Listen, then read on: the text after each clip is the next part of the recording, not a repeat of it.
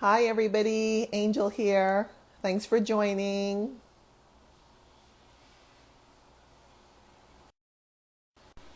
Want to thank you for joining, either live or on the replay. And today I'm happy to be speaking with Becky, Vegan Nomad.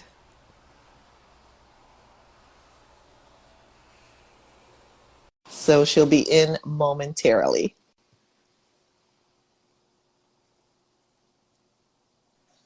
Hi there. Hi, How, Angel. how are you? Yeah, really good, thank you. How are you? I'm doing great, thanks. I'm going to be playing with filters, so you're going to see. That looks brilliant. I've not used that before. Yeah, I'm gonna yeah. have to look at that later. Yeah, these are fun. These are fun. They're right there on the IG Live panel on the bottom. So anyway, I'm just trying to make it a little bit more interesting. So I did post our topics on the bottom. I pinned them on the bottom just to kind of help to follow along. And I want to thank you again for taking the time. I know you're super busy.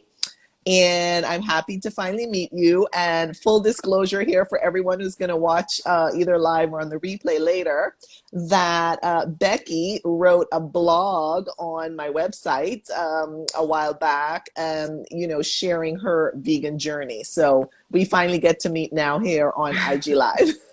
Yeah, I think that was a year ago, wasn't it? About a year, yeah, yeah. So it's nice to finally, see you face to face, kind of. Yeah, no, it's really good to meet you. It was Awesome. nice to meet you all that time ago as well. Exactly. Same here. Same here. So I think we should get started because we have a lot of topics to cover. And as people come in and out, I'll just pause and say hi. Sounds good. Awesome. So, Becky, again, thanks so much for taking the time. And the first question for you is if you could please share your vegan journey with us, how you started and how you ended up to where you are today. Sure. Because I've been vegan for I think it's about 3 years now. And I think you might find the same where for everyone who's gone vegan, there wasn't one major point for me. It was a gradual shift, which kind of went hand in hand with at the same time with me. I always call it accidentally becoming a digital nomad. So it kind of I was making a lot of conscious changes in my life. Leaving London, quitting my full-time job, going freelance, and at the same time, I guess at the time I was already, I think I was flexitarian at the time, but cutting down on eating meat, dairy, animal products, and then as I left London, went nomad, and then at the same time quickly turned nomad. But I think it was just, I guess, to rewind a little bit. Yeah. So I left London 3 years ago, and in the years before that, I was. It was a combination of watching documentaries. I talk about the mockumentary Carnage by Simon Amstel a lot. If you've not seen that, it's a British mockumentary, which it's funny but insightful at the same time. And if you know Simon Amstel, it's got a kind of blunt humor to it, but it does get you thinking. Set in a future where it's the norm to not eat meat, and people look back historically and just look back and go, "Oh, that's weird." But I was still a meat eater at the time, so it was quite interesting to see it from that different view. And so that was something that got me thinking. The movie Okja on Netflix, again, watched that while I was still a meat eater. And it was a lot of things combined. And I started off eating less meat with my Yeah. partner at the same time. So when I left London, I wasn't vegetarian at the time, but we were doing a not complicated, but I think we made it complicated. We were doing, oh, we'll only eat 3 meals each week with meat or fish. And then eventually, so actually the point that we started shifting fully was, so we were doing this 3 meat meals a week. And there was one year, I think it was 2017, where we hadn't told either of our families we're doing this. So then we thought, oh, we don't want to be rude. They're gonna create all these meat feasts for Christmas. So we made a pact. We said, we'll just eat all of the meat. in the holidays, and then for January, it wasn't even for January. It was just good timing. We just went, let's just go cold turkey. We'll eat all of the meat, and then we'll just make up for it with a whole month. And but then that whole month extended longer, and then we became vegetarian because I also at the same time had decided to have a goal, which this one didn't last long. I wanted to watch more documentaries. So my partner Rod suggested watching Earth, I think it's Earthlings, narrated by Yeah. Yeah. So he suggested, he said, oh, since we're going on this 1 month of vegetarianism, you know, it's a great time to watch Earthlings. I take it you've seen it. It's quite hard hitting. Both of us cried for 20 minutes. We were 20 minutes in. We had to stop it and then carry on later, because it's just so, I won't go into it, but it's one of those films I always say to people, you watch it when you're ready. But after watching that, for us, or for me, that was it. Couldn't go back to eating meat. And then that was after Christmas 2017, and then just slowly, you know, learning more, watching talks from, I'm not going to pronounce his name right, Gary Yourofsky and Earthling Ed. Okay. As well. Yeah. They both have really good talks about, I guess the reasons why we should go vegan and I guess consume and use less things from animals. But following that, it was just a case of one thing, cutting out one thing after another. You know, we're not perfect. There's still, I still slip up or I forget to ask. But I guess the main thing is we try. So I haven't looked back since.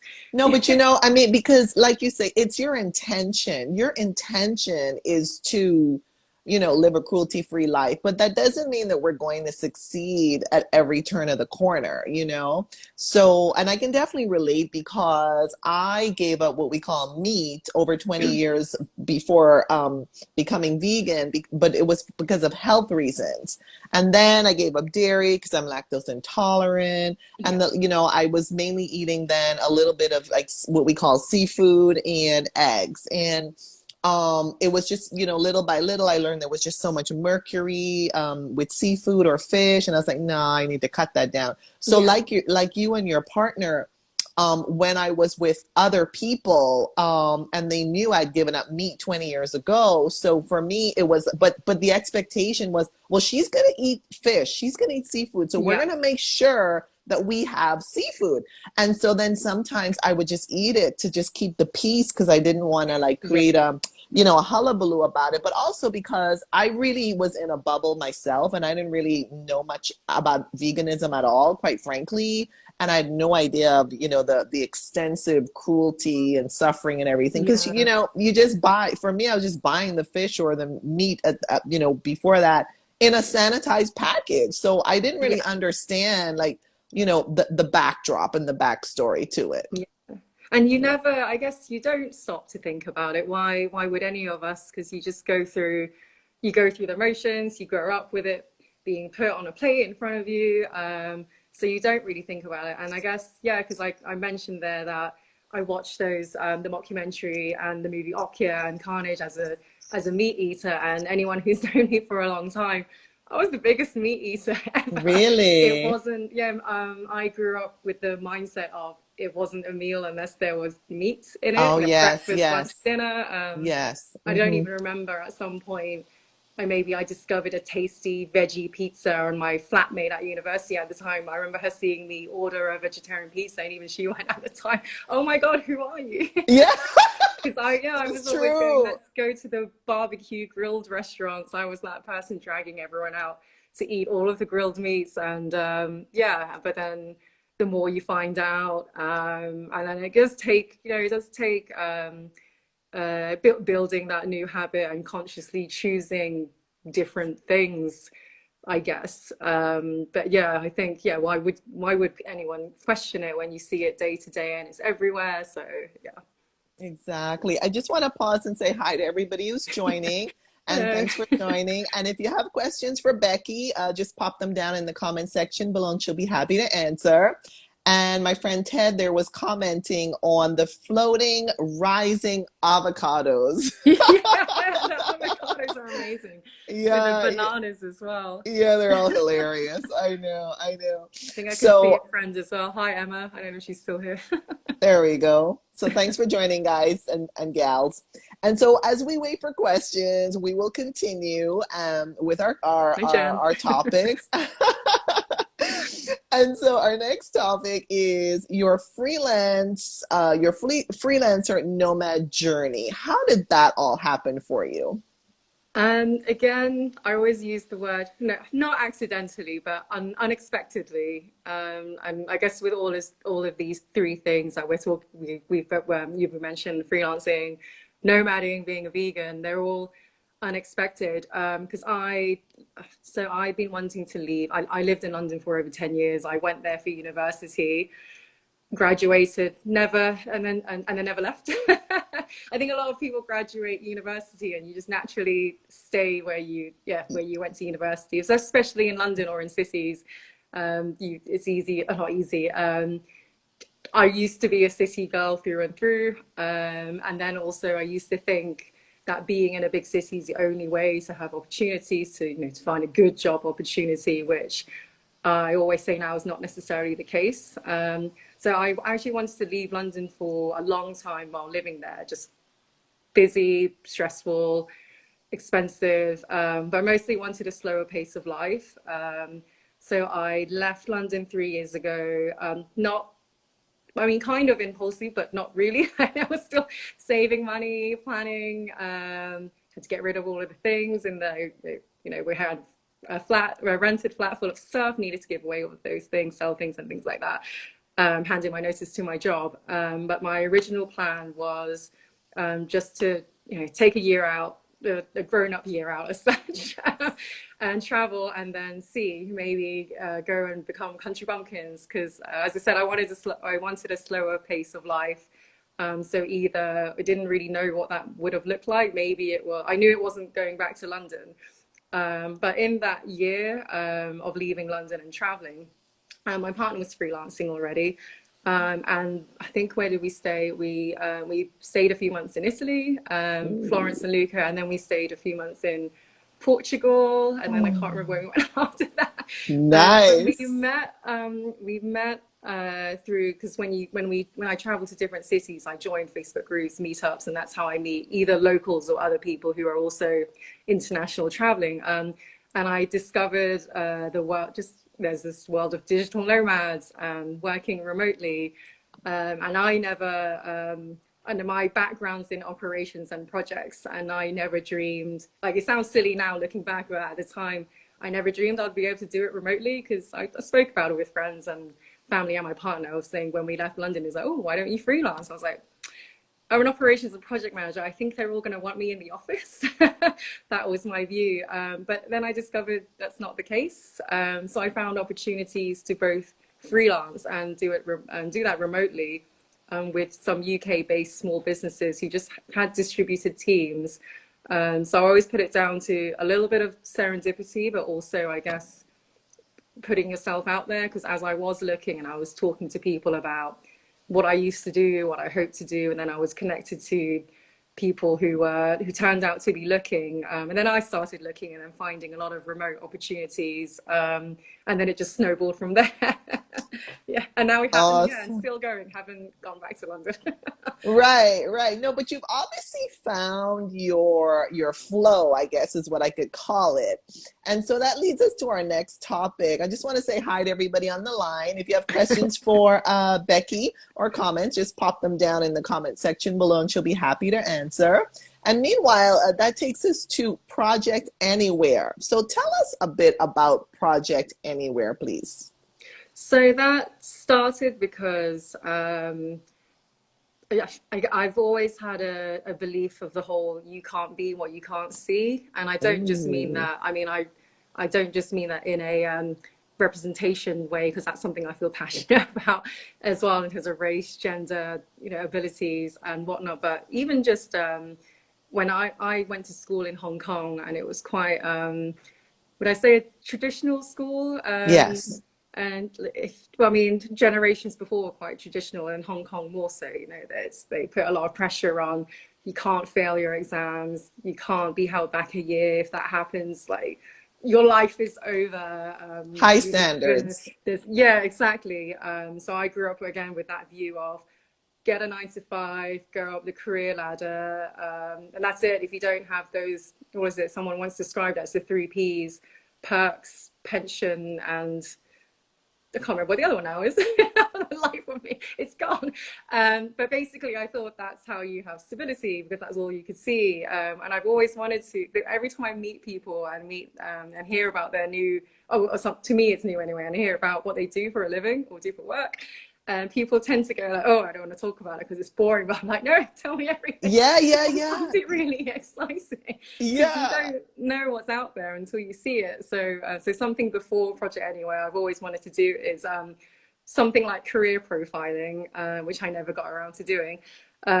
When I started working remotely and then became a digital nomad, friends back home started asking, "Oh, how's that possible? You can work remotely. How do you do your work? How can I do this? How does how does someone go about becoming a nomad or finding remote work?" And I started, and then friends of friends were asking. I met people in communities. People were contacting me online, just basically asking the same questions. So I thought. I like helping people. I like sharing information. So I started collating all the. I didn't create FAQs, but they're almost like FAQs. And so I started writing blogs and creating content about, I guess, having a remote life, working remotely, running a remote business. So I guess Project Anywhere is my platform for not just mine, sharing other people's too, like sharing advice, knowledge, resources, and stories as well. Because one of the regular things that I've been doing, or not so much this year, because of Right. this year, is I do something called an interview series called Choose Your Own Career Adventures. Um, Oh. and I do focus more on like freelancing, remote work, or even just people whose work has taken them anywhere and they can work from anywhere. Because my goal with that is I want to show people what I felt I couldn't see before, that look at all these different opportunities that are out there, but we don't see it at school. No.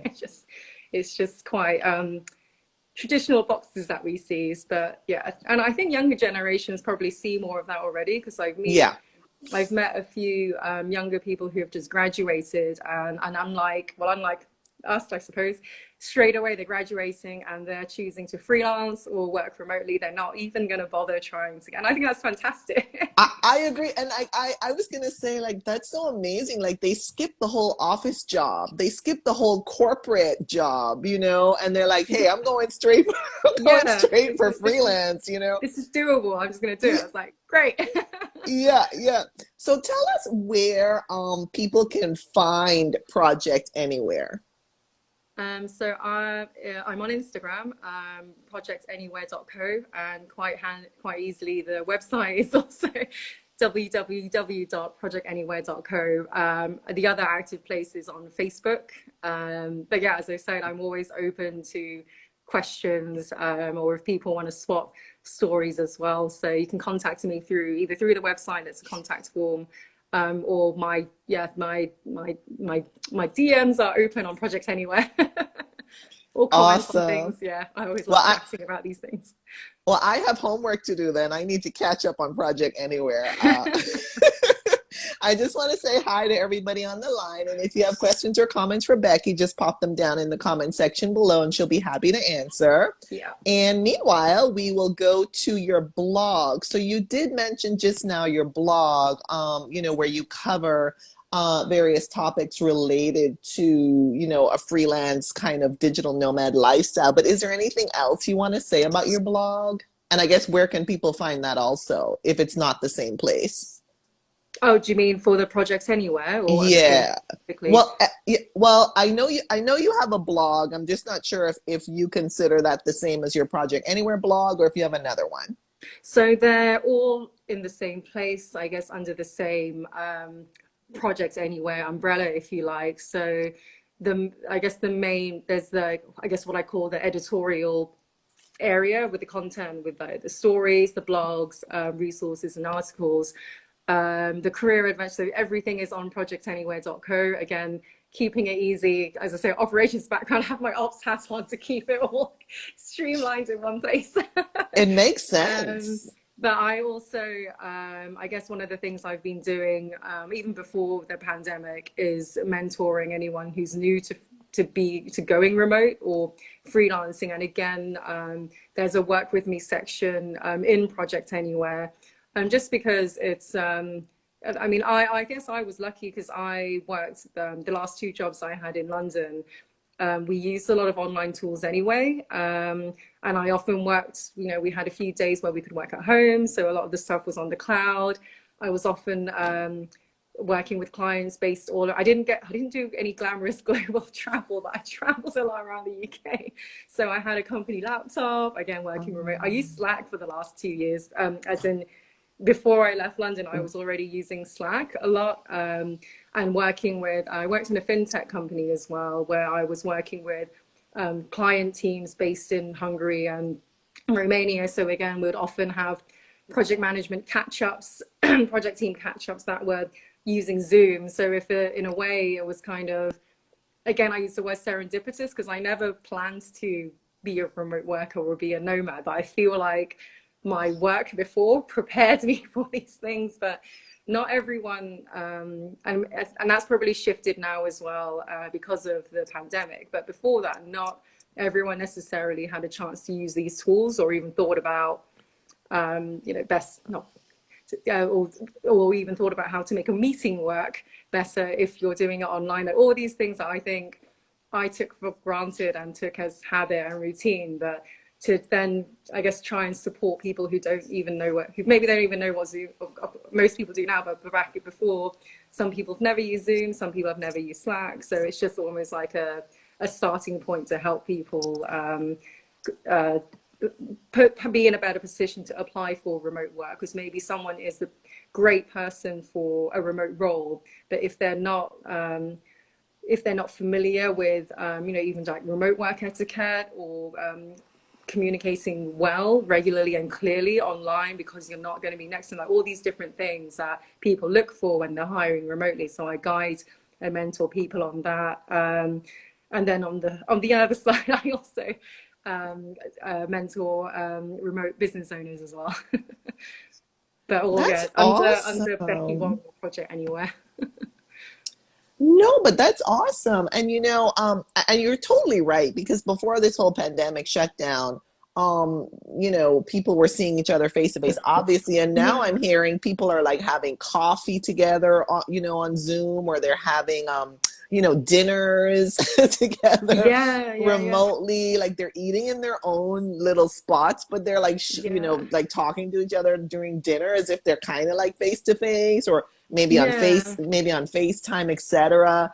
And of course, a lot of employees have had to now work, you know, remotely, which is, you know, creating a whole new. I mean, I've heard like there's something like I don't know if it's like a global visa or something, where some countries are saying, hey, if you're going to come, you know, hey, come to our country and work from here, as long as you know, you have your kind of, you know, your employment is coming from somewhere yeah. else. And so a lot of Yeah, I think countries have Estonia opened is up to talking. that too. Yeah, yeah. I think Yeah, Estonia is talking about that, if yeah. not already.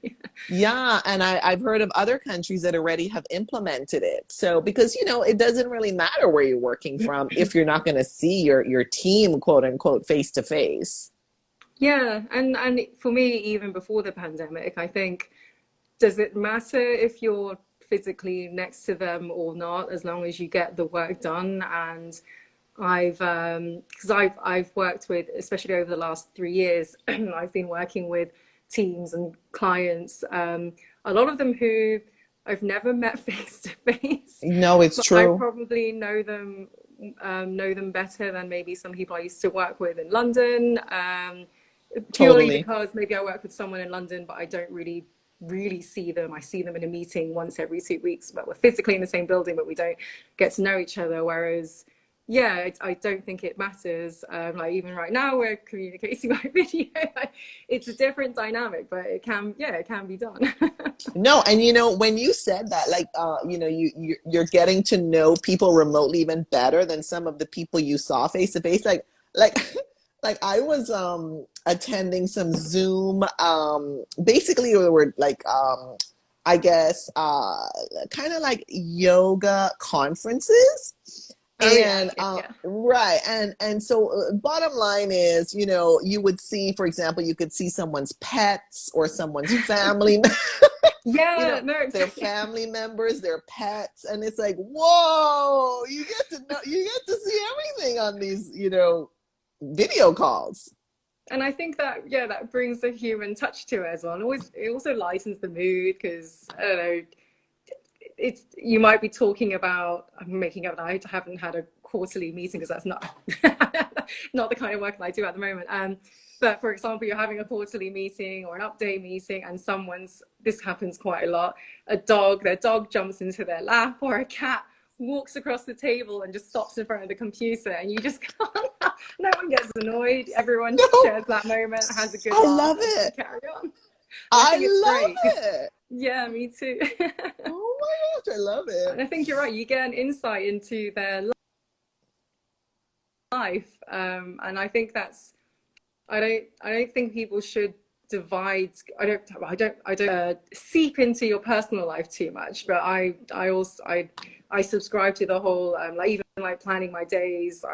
I merged work and personal stuff because otherwise it just gets complicated. But even like with the people you work with, I think that's great to see their non-work life and persona, and then you get to know each other better and you work together better as well. So yeah, I'm all for Totally. kids, family members, other halves, pets, anything just suddenly walking in the background and things. It's great. I love it. I love it.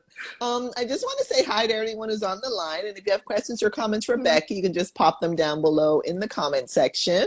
And meanwhile, we'll go to intersectionalist. So in your bio, you have, you know, that you're an intersectionalist. So for those who don't know what that means and why you are mentioning it, if you could just, you know, comment on that, please. I guess because I start calling myself, you know, like I identify and call myself a vegan, for example, a feminist, um, but and also I guess many other things because I'm also in one of my jobs I'm a accessibility champion. I try and get involved in things to do with increasing representation of I guess lesser represented groups or groups that might face barriers in not just in work, just in life in general. And I guess I like the word intersectionalist because I think those kind of conversations about when you start talking about marginalized groups and what some of us might be facing because of something out of our control. That I'm not going to say. I guess it depends on how you look at it. Because I was going to say that's a part of our identity. Because for me, these being Chinese, being a woman, being a vegan, I came from a background I didn't have a lot of money growing up either. So all of these things make up a part of who I am. And I guess to give more of a mainstream example, I was going to say, when people talk about feminism, there's a lot of things in the world that I think are shifting in a positive way, which is great. I don't know if I was.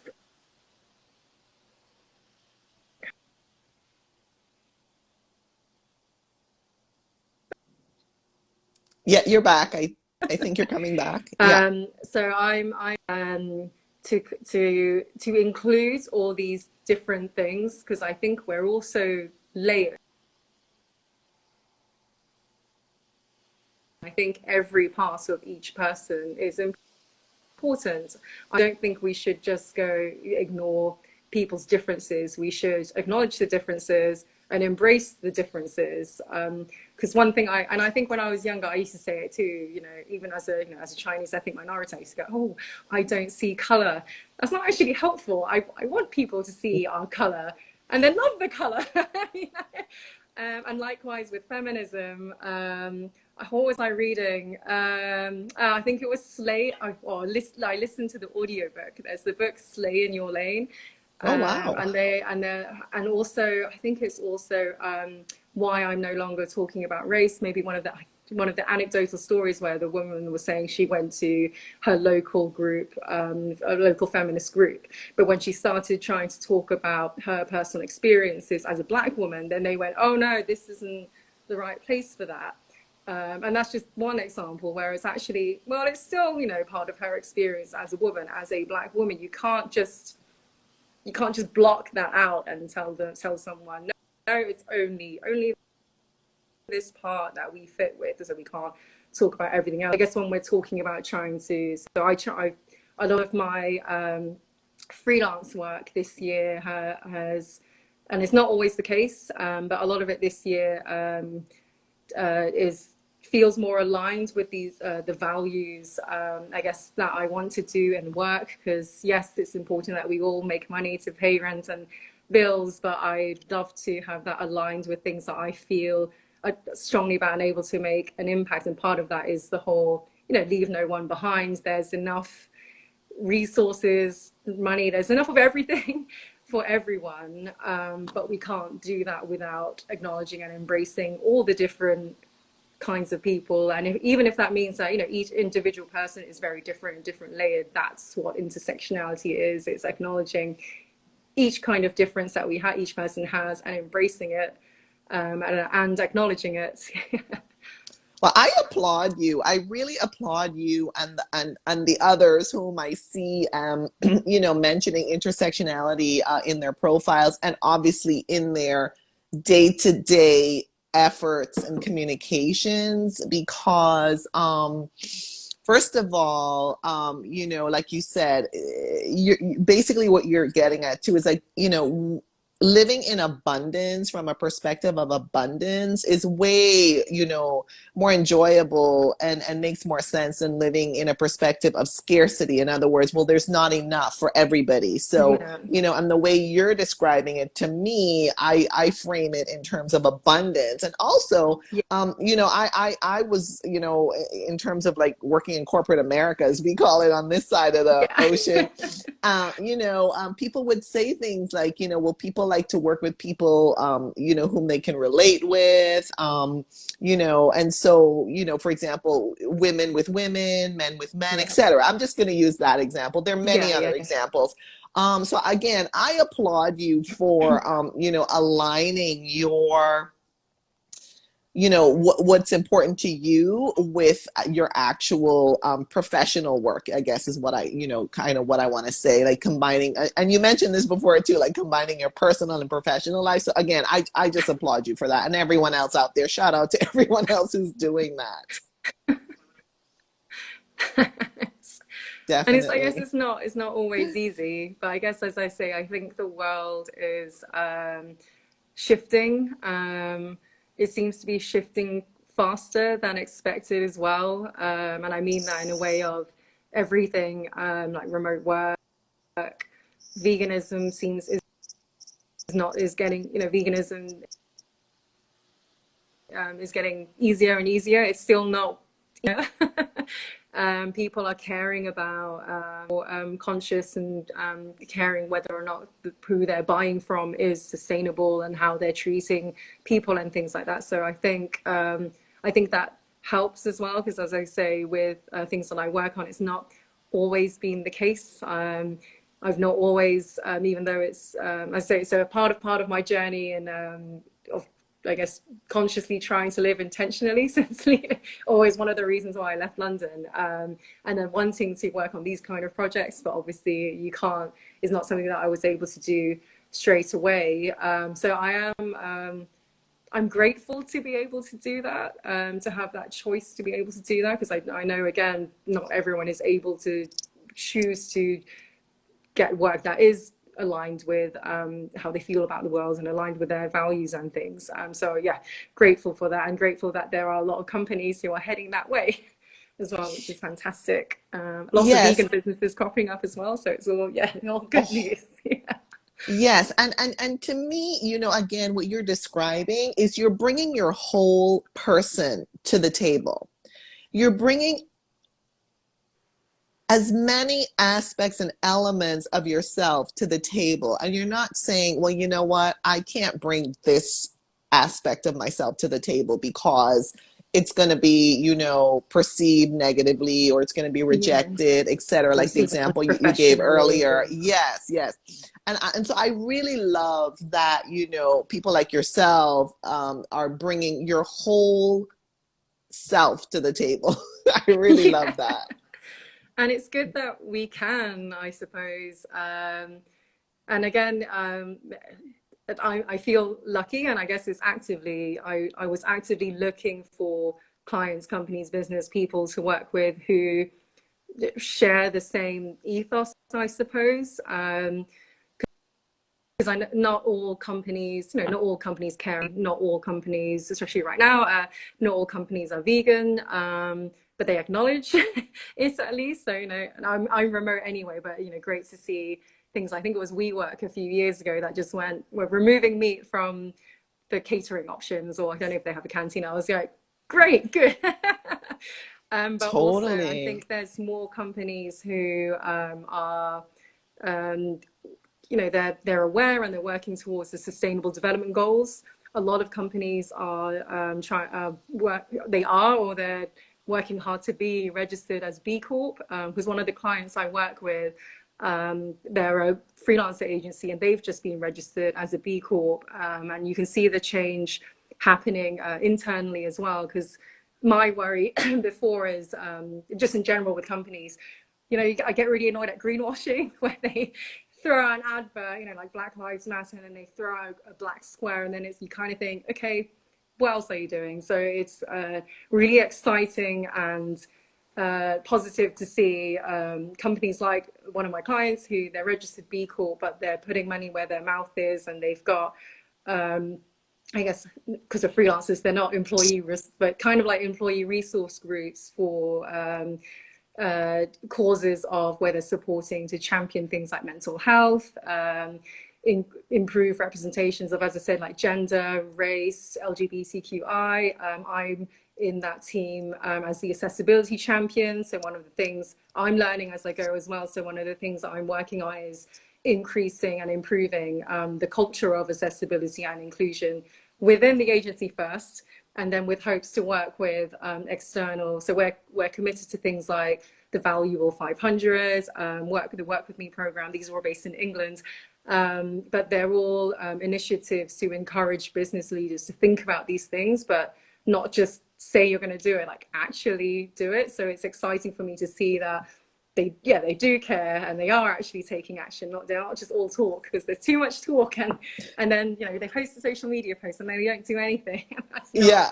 helping anyone. No, no, that's a good point. That's a very good point.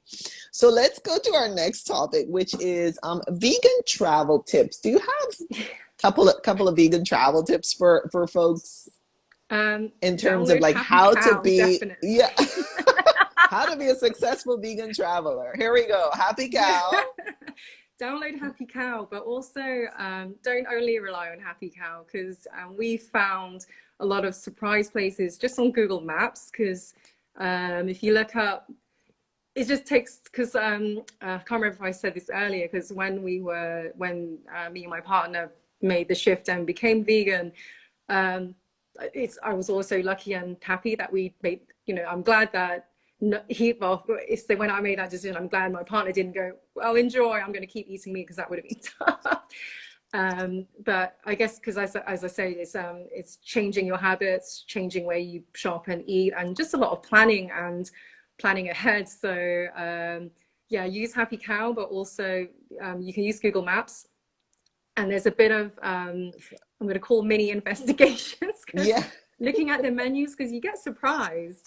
We found a lot of places that aren't on Happy Cow, especially in places in rural areas. Because I think not last spring, maybe 2 years ago, we cycled from London to Paris, and in the rural parts Wow. of Normandy, it took us 9 days. But Oh maybe my I've talked to you about that. gosh. I absolutely recommend it. I'm not Oh an my active sporty person, so I was gosh. dying everywhere at the time. But we drank copious amounts of red wine. But we also managed to find things to eat. So on that note, yeah, check menus, call ahead, ask. And this goes with for traveling, but also just in general, like where you live. don't be afraid to ask questions. As long as you're polite about it, no one, I've never had anyone be pissed off at me for asking if they've got vegan options. And keep an open mind and be flexible, because a lot of my friends, they're not vegan, and I want to hang out with them, so I'm not gonna not go. Right. And I don't always want the meal to revolve around me as well. But luckily, we've had friends and family who are amazing, and they will also help plan ahead, so that helps. But we've also had, even especially with traveling, we've also had meals where it is just a rubbish plate of chips and salad. But I'm okay with that because I've I'm had that. traveling. So yeah, I think it's No, yeah.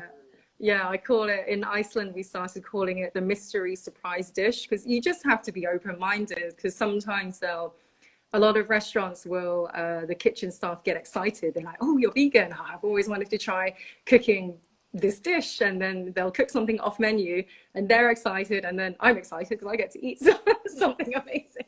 But sometimes they'll just go, yeah, I can cobble something up for you. And it's just, I don't know, a jacket potato with, yeah, and your friends are having these wonderful traditional dishes, but it just goes hand in hand. So yeah, be flexible, be adaptable, accept that some meals are going to be rubbish, but I say ask lots of questions, plan ahead, really look at the menu, and yeah, just keep investigating the options, because there will be options around. Yeah, my most rubbish example, other than just a plate of French fries, for example, my most rubbish example was from last year. I won't say which country, although I probably said it in a previous live, so I apologize to that country. But it was a plate of white rice and a plate of boiled potatoes. No, it's I kid you pasta. not. I kid you Is it just not. like with a bit of salt? I don't even remember, quite frankly. And I was like, I even said, I even asked, well, you have spinach on the menu. Can I have a side of spinach? No, no, no, that has butter in it. I'm like, all right, then never mind. you know? Yeah, So yeah, but like you my say, you have to be very open. yeah, be open and ask a lot of questions, be that to the people around you, to the restaurant staff, or to your search engine and to the Yeah. websites. But speaking of challenging meals, when I had first become vegan, I joined, like, it was like a group organized travel trip by a group. And I almost didn't go. I had an awesome time in the end. It was a weekend in Barcelona, Oh wow. and just from people ticking dietary requirements, I could see I would be the only vegan. And these are all people I'd never met before. And I just thought, I'm going to be the wet blanket, aren't I? But again, turns out, like I say, people surprise you if you just, it's just like asking for help, I think I see it as. I think it was 18 people, including me, and everyone constantly was checking the menu, making sure I'd eaten, cornering off the non-meaty, cornering off the vegan stuff, so making sure, oh no, Becky gets first dibs on that, so that they can eat. But this was in I love it. yeah, it made me laugh a lot, and also it was very heartwarming, because I thought, just surprise moments, especially from strangers, where you think people are really good-hearted. But also this was in Barcelona, so a lot of, because everywhere I go, if you look on Happy Cow, there's a ton of options. But because I wasn't going with any, it wasn't a vegan trip, it was just a trip. So they wanted to go to traditional tapas Yeah. restaurants. Not a lot of options. So, Yeah.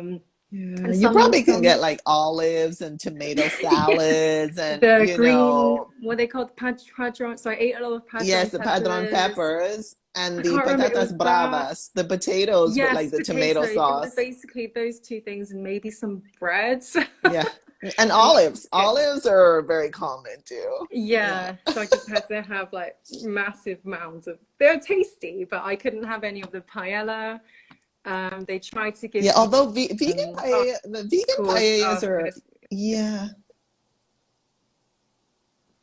Yeah, vegan paellas Have are you? becoming more popular in Spain though. Yeah, yeah. But as I say, I think even when I went at the time, so I went on another trip with the same group to Munich, for example, and there were vegan breakfast, there Ooh, was vegan chocolate churros, nice. like there's it, because some of the same friends from the first trip were in the same trip, and it became like I called it vegan bingo, because they were all spotting vegan restaurants and vegan stuff form again. Like I said, they're so lovely. They just kept going, oh look, you can get a vegan breakfast over there. So for both Barcelona and Munich, if I looked on Happy Cow, there's a lot of options, but because I wasn't traveling with vegans, they don't want to go to those restaurants. So I just need to go again and then eat all of the vegan food. Yeah, nowadays what you're describing is called something like, the vegan veto vote, where if there's a group going out, the group will make sure that there are vegan options for the vegan. And so that's Yeah. becoming very popular now, which, shout out to restaurants who have vegan options, but it's also a call to action for those who don't have vegan options to, Yeah. ramp it up, because you're going to lose business when the Yeah. group decides, well, they're not going there because their Yeah. friend or I their want to relative. include my friends. Yeah. Yeah. Totally. So we have 15 minutes left. So let's go to our next topic, which is naysayers. So how do you handle naysayers, skeptics, critics of our vegan diet and lifestyle? I guess, are you familiar with it? Because I know I mentioned him before. Are you familiar with the British vegan advocate Earthling Ed? Yes. Yeah, yeah. So Yes. I call it channeling my inner Earthling Ed, because I don't know, when I was new, when I was a new vegan, I'm going to call it, it's easy to, because you're in shock, not at the naysays, just in, you watch, like watching Earthlings, and you're just digesting and absorbing what animal cruelty goes into creating this steak, this burger, whatever. So yeah, I think in my early days, I'll admit, I don't know, maybe, I don't remember. I really hope not. Maybe I was snappy, probably wasn't the most level-headed when talking about it. It's more like, how could you still eat it? But as we said at the start of this chat, like I was that person before. I used to think I could never go vegan. I was a meat fiend. My favorite meal was a Fiorentina steak.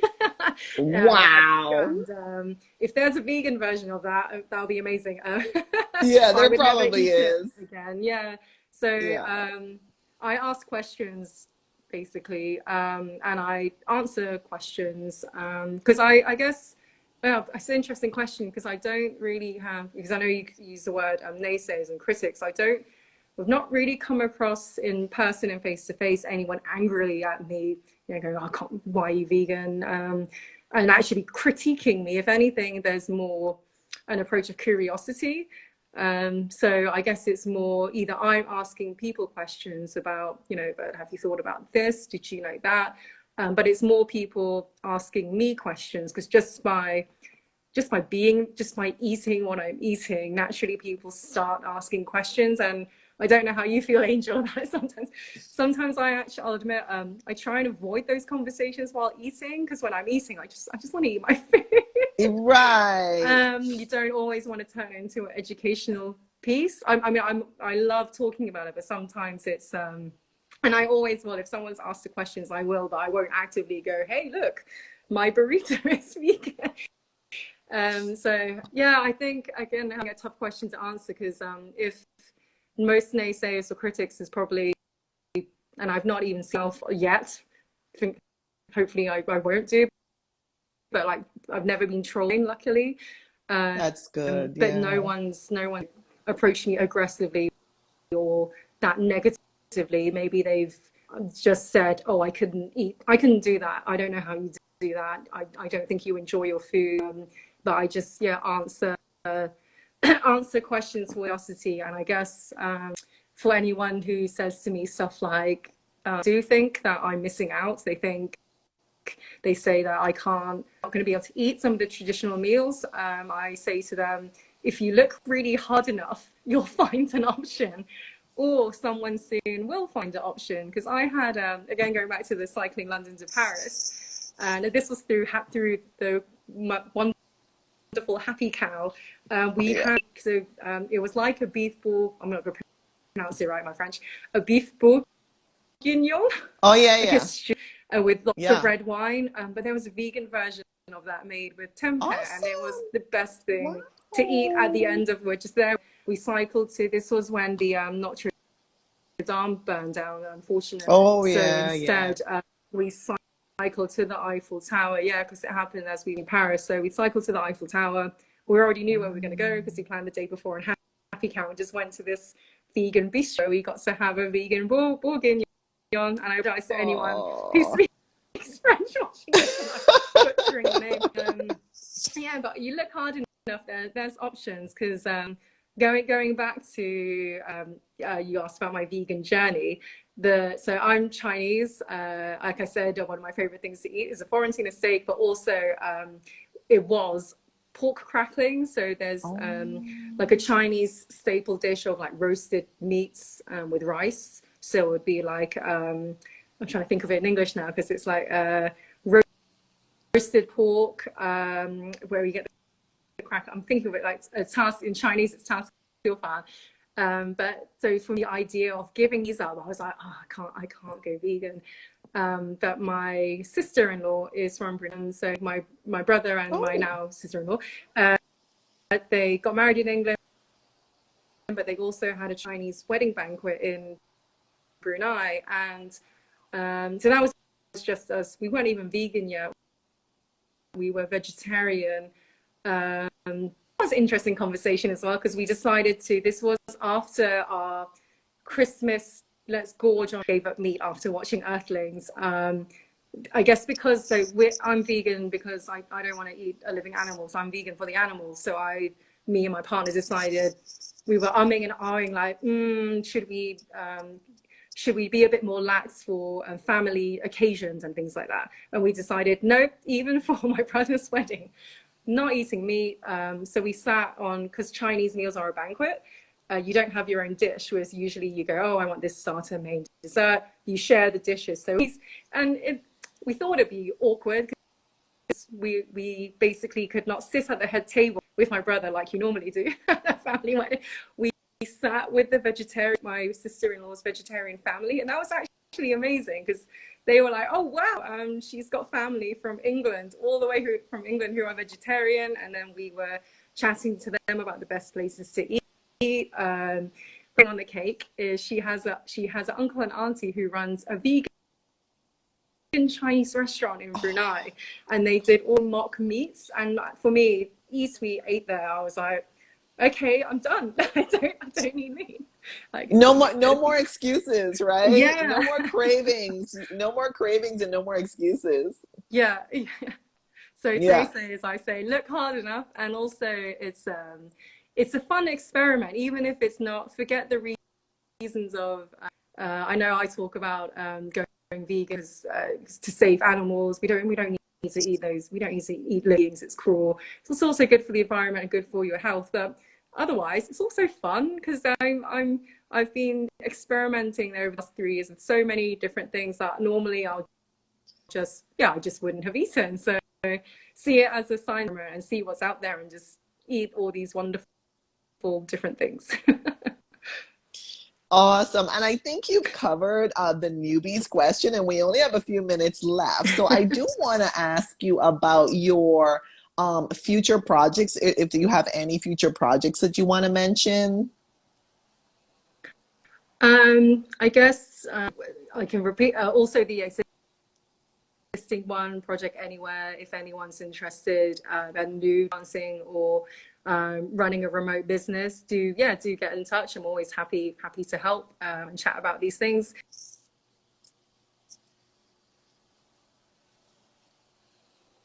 Happy to chat with or newbies, or not necessarily. It's always fun to swap ideas, but otherwise I guess I'm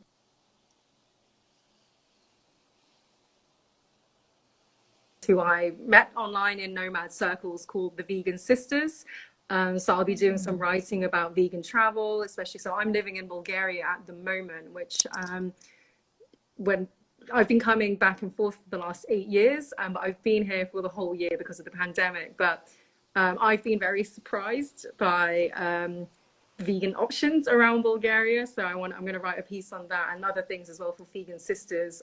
But personally, I'm at some point next year, I'll be launching, because as I said, I want to work, I want to continue doing more work surrounding intersectionality, sustainability, hopefully veganism as well.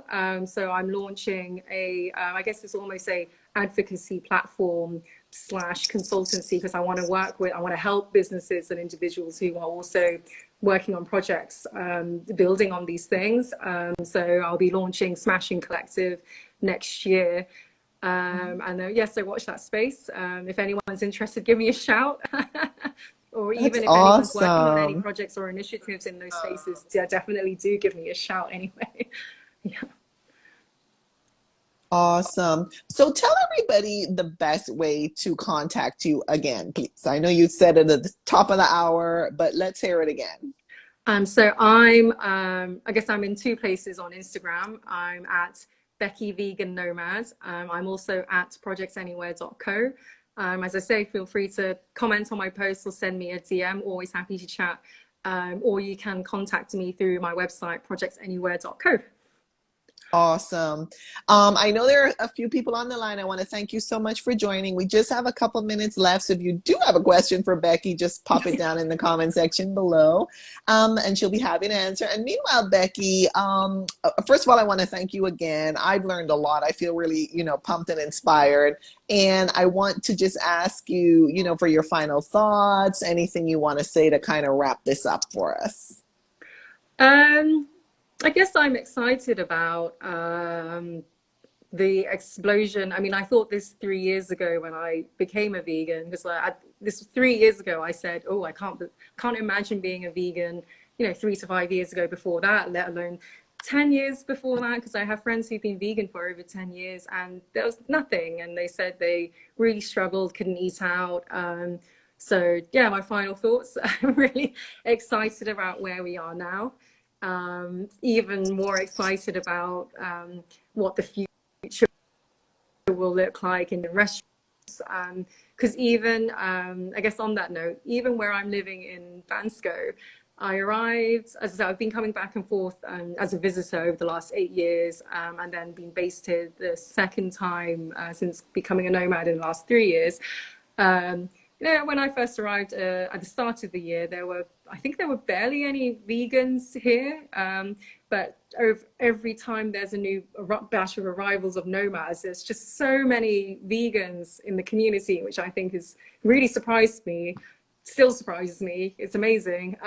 But then because of that, so even in this very small mountain town in Bulgaria, or most of the restaurants and shops are starting or have begun going out of their way to make sure there's options for us. There's a supermarket that's, I never thought I'd see the day in Bansko. There's BioLife cheese, there's vegan. I think I haven't seen these yet because I haven't been back there. There's like vegan hot dogs, burgers, and all of these tasty things. And you can get, there's a place that does a vegan pizza with vegan cheese that I think is the best pizza in town anyway, whether or not you're vegan. So it keeps giving me hope, I think. And I think we're just going to see more of it. And I know time, because I don't know how it'd be interesting to hear your thoughts sometime, or other people's thoughts on, is it called genetically modified, where they take the cells from an animal and then make those? I'm into much.